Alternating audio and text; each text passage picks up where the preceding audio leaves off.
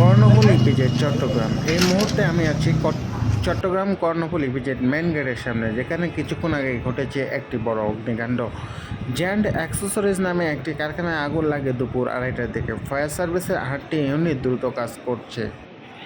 এই মুহূর্তে আছি আমি কর্ণফুলী ইপিজেড মেইন গেটের সামনে। চারপাশে চরম সতর্কতা। আগুন লাগার ঘটনার পর থেকে মোতায়েন করা হয়েছে সেনাবাহিনী ও নৌবাহিনী।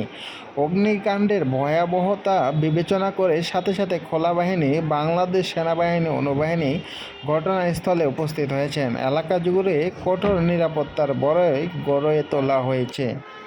ইপিজেটের প্রবেশপথে এখন সাংবাদিক, কারখানা, কর্মচারী ও উৎসুক জনতার ভিড়। আগুন পুরোপুরি নিয়ন্ত্রণে এসেছে এমনটি জানিয়েছেন ফায়ার সার্ভিস।